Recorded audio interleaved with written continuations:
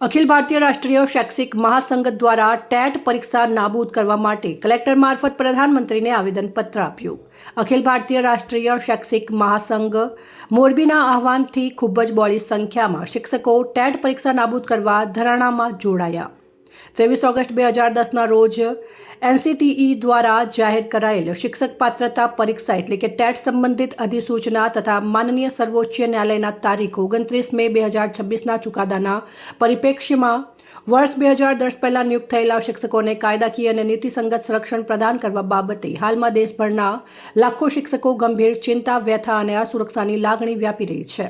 મુખ્ય કારણ 23 ઓગસ્ટ 2010ના રોજ રાષ્ટ્રીય અધ્યાપક શિક્ષણ પરિષદ દ્વારા જાહેર કરવામાં આવેલી શિક્ષક પાત્રતા પરીક્ષા એટલે કે ટેટ સંબંધિત અધિસૂચના અને તેના સંદર્ભમાં સર્વોચ્ચ ન્યાયાલય દ્વારા તારીખ 29 મે 2026ના રોજ આપવામાં આવેલા ચુકાદાથી ઊભી થયેલી પરિસ્થિતિઓ છે, જેના પરિણામે વર્ષ 2010 પહેલા નિયુક્ત થયેલા શિક્ષકોના સેવાહિતો અને ભવિષ્ય પર પ્રતિકૂળ અસર થવાની આશંકા વ્યક્ત કરવામાં આવી રહી છે।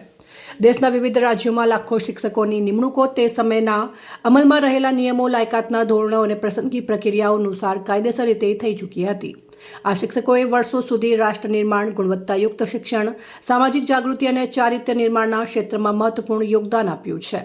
સર્વોચ્ચ ન્યાયાલયે તારીખ 29 મે 2026ના રોજ પુનર્વિચાર અરજીઓનો નિકાલ કરતા અગાઉ ચુકાદાને યથાવત રાખ્યો છે।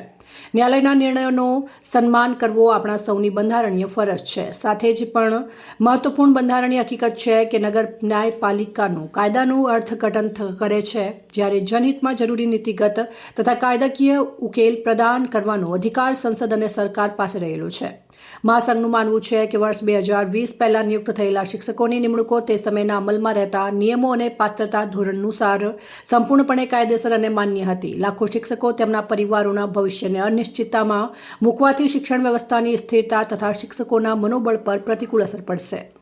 આથી મહાસંઘ ભારત સરકારને વિનમ્ર આગ્રહ છે કે તારીખ 23 ઓગસ્ટ 2010 પહેલા નિયુક્ત થયેલા શિક્ષકો અંગે વિશેષ જોગવાઈ કરી તેમના સેવા અધિકારો, વરિષ્ઠતા, બઢતી તથા અન્ય કાયદેસર લાભોની સુરક્ષા માટે જરૂરી કાયદાકીય, નીતિગત અને વહીવટી પગલાં તાત્કાલિક લેવામાં આવે।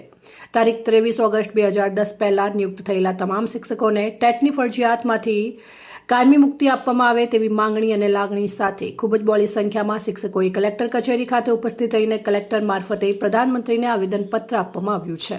નમસ્કાર, હું ડોક્ટર લાભુબેન કારાવદરા અને મારો હોદ્દો છે અત્યારે મહિલા ઉપાધ્યક્ષ મોરબી જિલ્લામાં।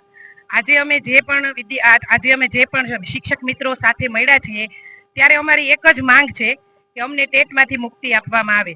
માનનીય સુપ્રીમ કોર્ટે જે અત્યારે એક આપ્યું છે નિવેદન કે જેના લીધે અમારે શિક્ષકોને 2028 સુધીમાં ટેટ પરીક્ષા પાસ કરવી અથવા તો ઘર ભેગા થવું, તો આ એક સદંતર અમે સુપ્રીમ કોર્ટના આ નિવેદનનું માન કરીએ છીએ, સન્માન કરીએ છીએ, પણ અમારા શિક્ષકો માટે એક અન્યાય ભર્યું આ સૂચન છે, બરોબર। તો આજે અમે બધા ભેગા થઈ અને માનનીય વડાપ્રધાન શ્રી તથા મુખ્યમંત્રી શ્રી કે જેઓ સ્ત્રી સશક્તિકરણમાં માને છે અને વડાપ્રધાન શ્રી તથા મુખ્યમંત્રી શ્રી સ્ત્રી સશક્તિકરણને જ્યારે આટલું બધું મહત્વ આપે છે, ત્યારે બહેનો વતી મારે એક જ માંગ કરવાની છે કે આટલા વર્ષથી બહેનો બેવડી જવાબદારી સંભાળતા હોય, એક ઘર સાથે બાળકોનું ભણતર અને ચણતર કરતા હોય, ત્યારે આટલા વર્ષે હવે આ પરીક્ષા લેવાનો કોઈ એનો મુખ્ય ધ્યેય કે હેતુ રહેતો નથી। કારણ કે જ્યારે અહીંયા બહેનો છે એ આવ્યા છે પોતાની નોકરીમાં ત્યારે સરસ રીતે મેરિટની અંદર પોતાનો ક્રમ અપ લઈ ઘણા બધાને પાછળ છોડી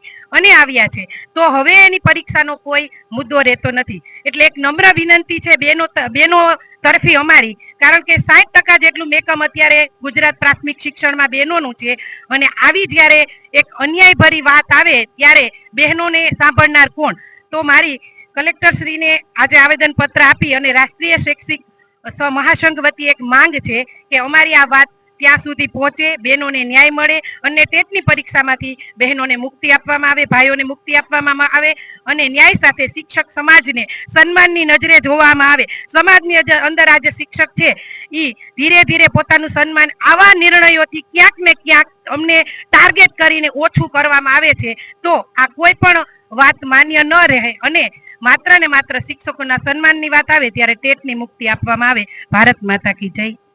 રિપોર્ટ શ્રીકાંત પટેલ, સંબંધ ભારત ન્યૂઝ, મોરબી।